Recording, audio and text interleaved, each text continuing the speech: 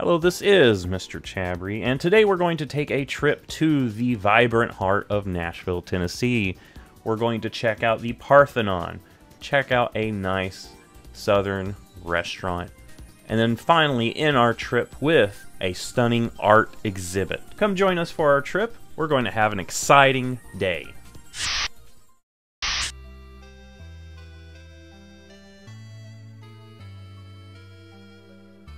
Upon arriving to the Parthenon, first thing we notice is how enormous the structure was. This amazing structure is located in Centennial Park, and it is a full-scale replica of the original Parthenon located in Athens, Greece. And while history has not been kind to the actual Parthenon, here you can get a taste of what it would have looked like before it was destroyed over the years. And this structure is massive. I don't think the videos actually do a good job in portraying how massive this structure is. So here's a video of me running to the Parthenon to give you an idea of how big this thing is.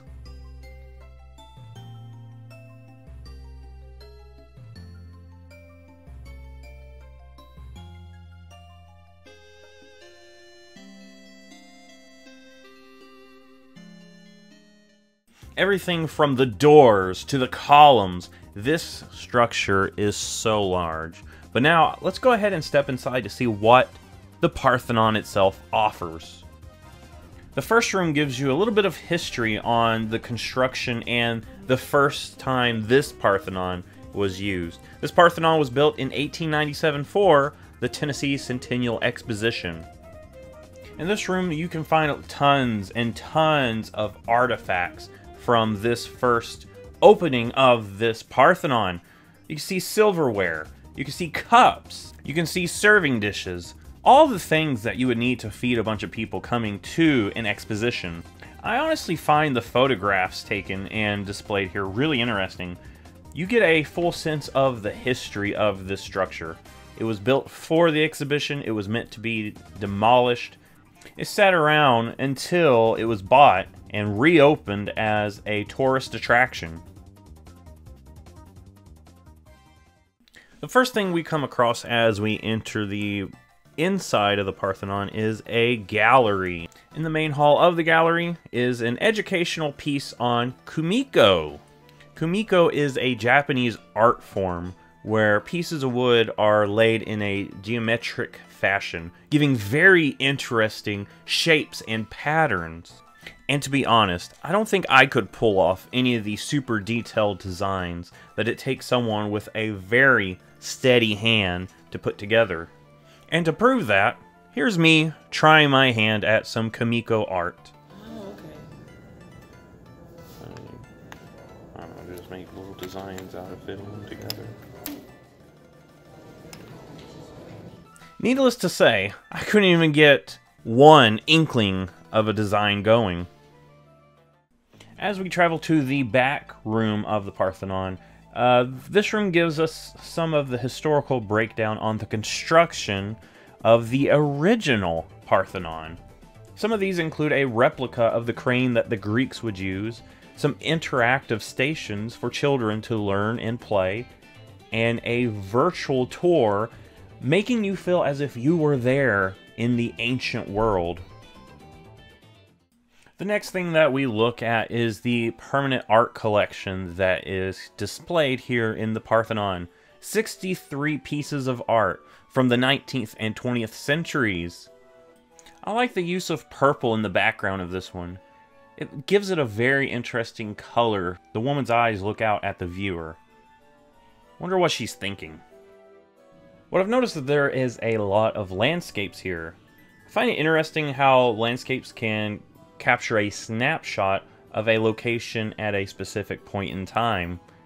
I do wonder if these locations still exist as they are presented here, or has development made these locations a memory, a far gone memory of the past.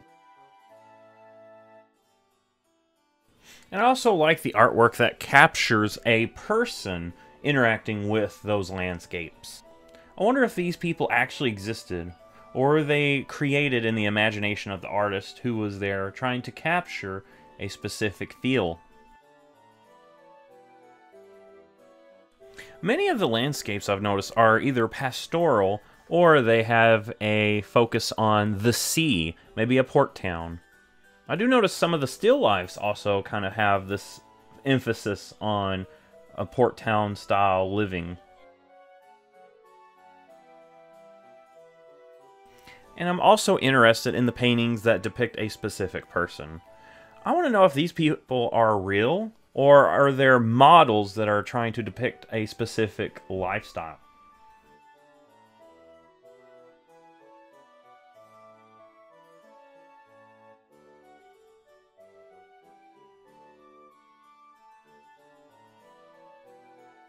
Some of these artworks depict a struggle that needs to be overcome. Such as this artwork here. The travelers are resting after a long journey. Or even this one.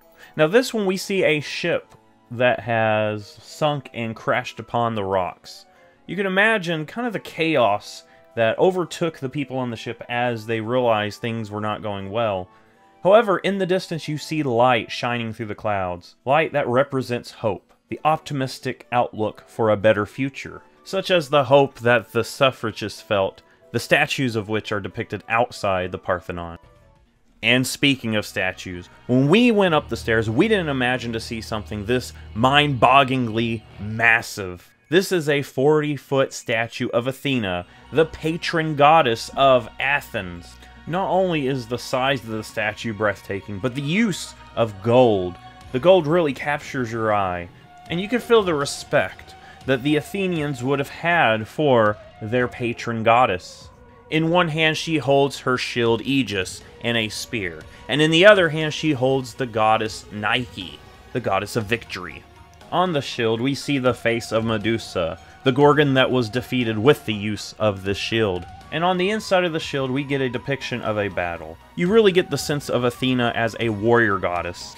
In the room behind the Athena statue, we get some statues depicting first the birth of Athena, where she is crowned as a warrior, and second, the competition between Poseidon and Athena to become the patron god of Athens. So after exploring the Parthenon, we're now hungry. We're going to go find a bite to eat. Next up, we're headed to Monell's for some southern comfort food. Their slogan is "Enter as strangers, leave as friends," and that's actually on point, because once you come here, they seat you with a group of strangers, and you're encouraged to open up conversations, get to know the people that you're sitting with, and once you leave, you have a lot of stories that you can take back with you. Now, one of the rules with Monell's is that you can't really have your phone out, and I didn't want to record a bunch of strangers here, but I did get a capture of some of the food they serve, and it's really on point. Here we have cornbread, potatoes, chicken, biscuits and gravy, beans, all the things that you would imagine with a southern cuisine. And after we're done eating, it's off to our next destination. That being the Frist Art Museum. Now, as we walk through the art museum, the first section of the museum includes local artists that are doing more contemporary work. A lot of the artwork in this section commentates on specific social issues. After that, we make our way to the interior of the museum, where we get to see Maria Magdalena compos-pons work. Much of her work also is a commentary on current social issues. And so what is this? What's happening here? It's a connection between generations. Compos-pons will use her Afro-Cuban roots as inspiration in expressing some of her personal experiences and exploring themes such as self-identity, culture, and the history of where she has been. These are things that represent them, and these are things that she saw. Some of her art also includes multimedia and performance art, such as this room here, where you have models of irons on the ground, but you also have ironing boards with images being projected onto them. They were out with their sisters, and again, this is all three colors that we were wearing. So when she was hanging out with her sisters, they always had on skirts, and they would whirl around in these great big skirts. I highly appreciate an artist that is willing to make some of these much-needed social commentaries on specific topics that really need to be brought out into the light. and compos-pons is willing to do that. After viewing the artwork from compos-pons, we make our way to the Lejeune Macmillan section. This is an artist that uses projectors to display visuals across the wall. In fact, this section is known as the Portal's Keeper, and it does make you feel as if you're looking into a portal and things are reaching out back to you. These rooms really do give you a sense of being put under a trance as you just stare on. And a section of her work also offers some interaction. Here's a screen that has access to a Google form that once you fill out, it states that your answers will one day be used in the artist's next project. I found that very cool. After leaving that section, we enter the section where you get to make some artwork. Here's Jessie's sketch of a mannequin that they had up there as a model. She's really good. And after that, we make our way home after experiencing a successful Nashville day. I woke up to the sound of the southern breeze. Got a map in my hand, feeling that easy tease. First stop's the Parthenon, standing tall and proud. A taste of Athens in the heart of this crowd. Next we're headed to Monos, where the flavors meet. Sweet tea and biscuits, a southern feast. With family style tables, laughter fills the air. Every bite's a memory, love is everywhere. Oh, Nashville, take me on a ride from the Parthenon to the riverside. With every step I feel the soul. In this city I found my home.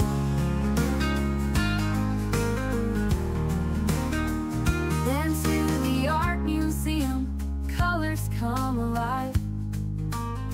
Maria Magdalena, her spirit thrives. Stories in each canvas, emotions pour. In this vibrant world I'm yearning for more. Oh, Nashville, take me on a ride from the Parthenon to the riverside. With every step I feel the soul. In this city I found my home.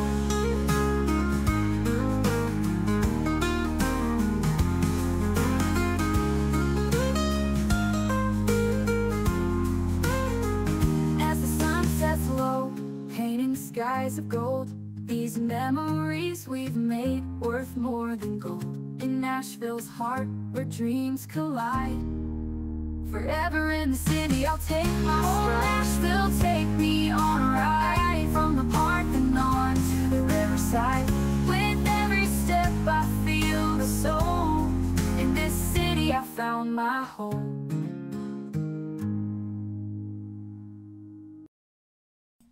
If you like this travel vlog, give it a thumbs up. If you want to see more videos like this, let me know down in the comments. Don't forget to hit that subscribe button if you haven't already, and I will see you in the next video.